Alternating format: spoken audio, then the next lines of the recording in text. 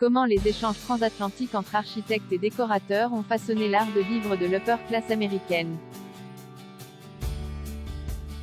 Je ne me lasse pas du style art déco. C'est la preuve de mon immobilisme réactionnaire et de mon goût pour l'ordre, critiqueront certains esthètes pointus. L'art déco, c'est d'un commun, d'un banal, digne d'un esprit obtus particulièrement rétrograde, trop vu, trop copié, trop figé, trop facile, trop clair, trop convenu, trop fluide, trop linéaire, trop acajou, trop smart, trop classique, trop désirable peut-être aussi. Les touristes américains dans la capitale en raffolent, c'est dire s'il est dévalué dans les cénacles déconstruits et les galeristes dans le vent.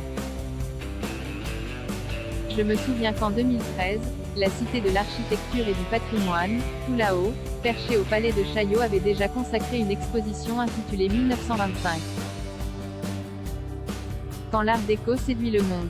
Audace stylistique, elle récidive cet automne jusqu'au 6 mars 2023, en refaisant le match France-Amérique du Nord. Qui a influencé qui? Les buildings, les façades et les meubles sont-ils made in Brooklyn ou made in Pantin? Cette rétrospective fait le pont entre l'école des beaux-arts de Paris qui, dès la fin du XIXe siècle, a formé nombre d'architectes américains et canadiens et l'élévation d'immeubles aux lignes épurées dans toutes les grandes villes des États-Unis. Ce va-et-vient transatlantique fut accentué par ce que les organisateurs appellent le ciment amical de la Grande Guerre. Il fut un temps où la French Touch était étudiée, appréciée, disséquée et propagée dans les terres du Nouveau Monde. La France était le berceau de toutes les audaces stylistiques, elle faisait corps avec la modernité de son époque, elle acceptait la vitesse et le progrès scientifique, s'inspirait de la gestuelle sportive et de l'élégance des aéroplanes, de l'automobile racée et des paquebots palaces, tout en ne s'abordant pas son héritage académique. Cette leçon d'équilibre pourrait encore aujourd'hui nous servir dans de nombreux domaines. Les milliardaires new-yorkais s'arrachaient alors les services de nos muralistes, ensembliers, décorateurs, designers, affichistes, joailliers ou ébénistes pour briller en société. Hollywood et les grands magasins leur ouvraient les portes. La Cité de l'Architecture revient sur quelques temps forts de cette amitié esthétique comme la création en 1919 de l'American Training Center, une école d'art située à Meudon où des Samis, dans l'attente de leur rapatriement, avaient la possibilité de se former en seulement quelques mois, très intenses, aux proportions idéales.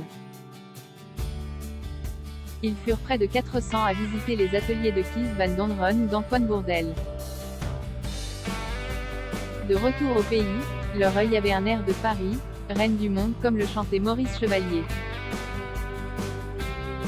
Entre les palmiers et la plage dans cette même dynamique, quelques années plus tard, l'école des beaux-arts de Fontainebleau accueillit, chaque été, 70 étudiants américains qui avaient comme professeur d'architecture, le célèbre Jacques Carlu. Avant que la crise de 1929 ne referme cette parenthèse enchantée, des traces de France ont essaimé un peu partout en Amérique du Nord et la patte US est toujours visible au Trocadéro. Le palais de Chaillot n'a-t-il pas un cousinage avec Washington DC? Point d'interrogation. Et que dire des salons de l'ambassade du Mexique, temple de l'art déco du 16e arrondissement avec leurs imposantes toiles du peintre Ángel Zárraga? Pour moi, c'est l'une des plus belles expositions du moment par la richesse des œuvres présentées et leur mise en scène. Le visiteur est poussé par un souffle art déco dans des environnements très différents, il se retrouve au milieu des gratte-ciel, dans un navire luxueux, à la vitrine de Macy's Eco ou dans le décor tropical déco d'une villa de Miami Beach. L'affiche de l'événement est en soi un appel au voyage, elle montre une locomotive bicolore, Atlantic Coast Line, à l'aérodynamique sensuelle, traçant sa route entre les palmiers et la plage. Comment ne pas s'incliner devant la commode à vantaux en ébène de Macassar et incrustation d'ivoire signée par le maître Jacques-Émile Ruhlmann, mais aussi tous les objets plus tardifs, de la période Streamline, qu'il s'agisse d'un aspirateur Hoover de 1934 aussi beau qu'une sculpture antique ou d'un four à pommes de terre en aluminium qui ressemble à une fusée interstellaire.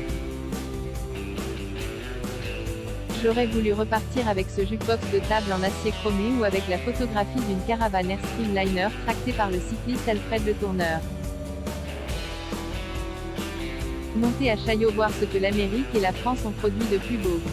Art déco France-Amérique du Nord, diversité de l'architecture et du patrimoine. Jusqu'au 6 mars 2023.